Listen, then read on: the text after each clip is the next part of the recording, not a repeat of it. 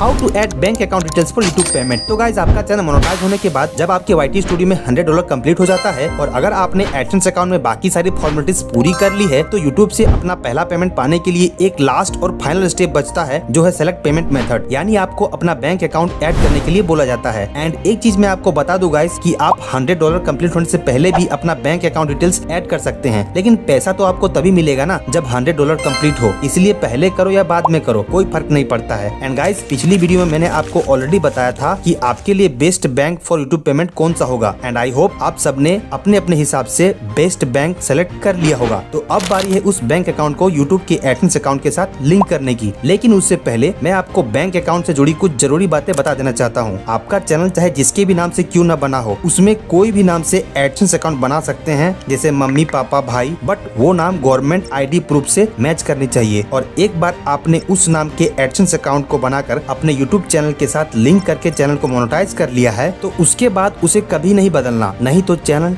Demonetise हो जाएगा। And उस एडसेंस अकाउंट में आप किसी का भी बैंक अकाउंट ऐड कर सकते हो। बैंक अकाउंट होल्डर के नाम और एडसेंस अकाउंट होल्डर के नाम से कोई लेना देना नहीं है। आप चाहो तो सेम भी रख सकते हो और अलग भी, ये डिपेंड करता है कि आप किसके अकाउंट में पैसा लेना चाहते हो। एक चीज मैं आपको यहाँ और क्लियर कर देना चाहता हूँ कि अभी जो बैंक अकाउंट डिटेल्स ऐड करोगे उसको बाद में चेंज भी कर सकते हो। जैसे मान के चलो अभी के लिए आपने अपने पापा या मम्मी का बैंक अकाउंट ऐड किया है और 4 बार या 3 बार पेमेंट आने के बाद आप चाहते हो कि अपना खुद का अकाउंट डिटेल्स ऐड करो, तो वो भी पॉसिबल है। कैसे करना है वो मैं वीडियो में आपको आगे बताऊंगा। तो guys I hope bank account से रिलेटेड सारी बातें आपने समझ ली है। अगर इसके बाद भी कोई डाउट रह गया होगा तो कमेंट में पूछ लेना। अब चलते हैं मेरे YT स्टूडियो में। आप देख सकते हो मेरे YT स्टूडियो में $100 तो कब का कंप्लीट हो चुका है, बट यहाँ पर एक एक्शन टू गेट पेड लिखा हुआ है और हमको पेमेंट अभी तक नहीं आया है क्योंकि बैंक अकाउंट ऐड नहीं किया है। एक्चुअली मैं state bank of India SBI add करना चाहता था और मेरे पास बैंक ऑफ इंडिया का जनधन वाला अकाउंट था जो कि मैं यूज करना नहीं चाहता था। तो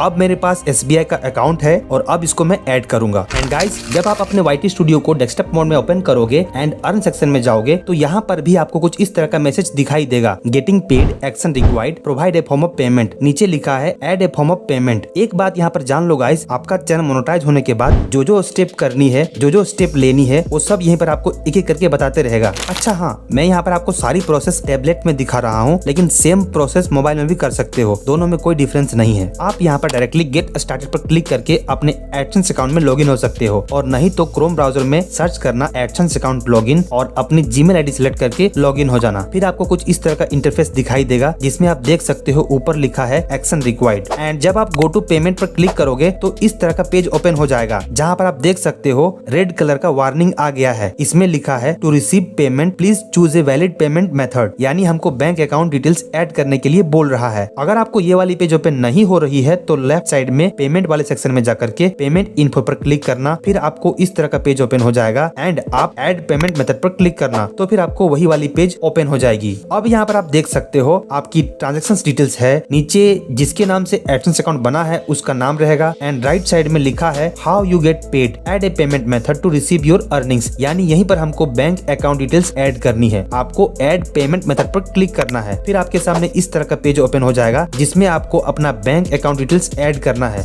तो देखो पहला लाइन है बेनिफिशियरी ID का जो कि ऑप्शनल है, उसमें कुछ भी नहीं करना है। फिर नीचे के लाइन में जिसका भी बैंक अकाउंट डिटेल्स ऐड करना चाह रहे हो उसका नाम डालना। ध्यान रहे जो नाम आपके पासबुक में या बैंक स्टेटमेंट में है वही नाम डालना है। फिर उसके बाद जिस बैंक को ऐड करना चाहते हैं उसका नाम डालना। फिर उसके बाद IFSC code, Indian financial system code डालना है जो कि आपके पासबुक में होगा। उसके बाद है स्विफ्ट BIC यानी कि स्विफ्ट कोड। यहीं पर सबको डाउट रहता है। तो देखो पिछली वीडियो में मैंने ऑलरेडी बताया था, यहाँ पर भी बता रहा हूँ कि स्विफ्ट कोड जिसको बैंक आइडेंटिफायर कोड भी कहते हैं, ये 8 से 11 कैरेक्टर का एक यूनिक कोड होता है जो किसी भी बैंक या फाइनेंशियल इंस्टीट्यूशन का इंटरनेशनल आइडेंटिफिकेशन नंबर होता है। उसका यूज इंटरनेशनल मनी ट्रांसफर के लिए होता है। इसके बारे में और डिटेल जाननी है तो मेरी पिछली वाली वीडियो देख सकते हो। तो भैया ये स्विफ्ट कोड आपके पासबुक में प्रिंट नहीं रहता है, इसके लिए आपको अपने बैंक में जाना होगा और अपने बैंक मैनेजर या फिर जो कस्टमर को डील करते हैं उससे बात करनी होगी। बहुत सारे लोग अलग अलग मेथड बताते हैं स्विफ्ट कोड पाने के लिए, लेकिन उसमें थोड़ा सा भी मिस्टेक रहा तो आपका पैसा फंस सकता है, फिर बाद में बैंक दौड़ना पड़ेगा। इसलिए पहले ही जाकर बैंक वालों से बात करिए कि मैं एक यूट्यूबर हूँ और मुझे गूगल एडसेंस से पेमेंट आने वाली है, वो पेमेंट डॉलर में होगी जिसके लिए मुझे स्विफ्ट कोड चाहिए। बैंक मैनेजर आपकी बात समझेगा, क्यों नहीं समझेगा, आखिर आप उसके कस्टमर हो। अगर बैंक मैनेजर आपको बोले कि हमारे ब्रांच का स्विफ्ट कोड अवेलेबल नहीं है तो आप उसको बोलिए कि उस एरिया का जो मेन ब्रांच है, जो सिटी का मेन ब्रांच है, उसका स्विफ्ट कोड दीजिए, उससे आपका काम हो जाएगा। फिर आपको वो स्विफ्ट कोड यहाँ पर डालना है। उसके बाद अकाउंट नंबर, जिसको आपको बहुत ही केयरफुली डालना है एंड दोबारा नीचे यहाँ पर डालना है। ध्यान रहे अकाउंट नंबर 2 बार 3 बार वेरीफाई कर लेना। उसके बाद सब कुछ सही से चेक कर लेना, फिर सेव पर क्लिक कर देना है। जिसके बाद आपको कुछ इस तरह का पेज खुलेगा, जिसमें आप देख सकते हो हमने जो अकाउंट नंबर डाला था उसका लास्ट 3 डिजिट यहाँ पर दिख रहा है और जिसके नाम से भी बैंक अकाउंट है उसका नाम यहाँ पर शो होगा। मैंने सिक्योरिटी रीजन के लिए इसको ब्लर किया है। फिर आपको एक मेल भी आएगी कि आपका पेमेंट मेथड अपडेट हो चुका है, यानी आपका बैंक अकाउंट सक्सेसफुली ऐड हो चुका है। अब गाइस बात करते हैं कि अगर आप चाहते हो कि जो बैंक अकाउंट आपने डाला है उसमें पैसा 1 बार 2 बार या 3 बार लेने के बाद आपको लगता है कि आपकी बैंक की सर्विसिंग अच्छी नहीं है, या मान के चलो कि आपने पहले कुछ महीने या कुछ साल तक अपने मम्मी या पापा के अकाउंट में पेमेंट लिया, अब आप चाहते हो कि अपने बैंक अकाउंट में पैसा ले, तो वो भी पॉसिबल है। कैसे करनी है? तो इसके लिए फिर से अपने एडसेंस अकाउंट में लॉगिन करना है और पेमेंट वाले सेक्शन में जाकर के पेमेंट इन्फो पर क्लिक करना है। फिर जहाँ पर बैंक का सिंबल बना है, यानी जहाँ पर पहला वाला अकाउंट दिख रहा है, उसके नीचे लिखा है मैनेज पेमेंट मेथड, उस पर क्लिक करना है एंड आपको 2 ऑप्शन मिलेगा, रिमूव और एडिट। अगर आप रिमूव पर क्लिक करिएगा तो जो अकाउंट डिटेल्स ऐड है वो रिमूव हो जाएगा और फिर से आप जिसका भी बैंक अकाउंट डिटेल्स ऐड करना चाहते हो उसको डाल सकते हो सेम प्रोसेस से।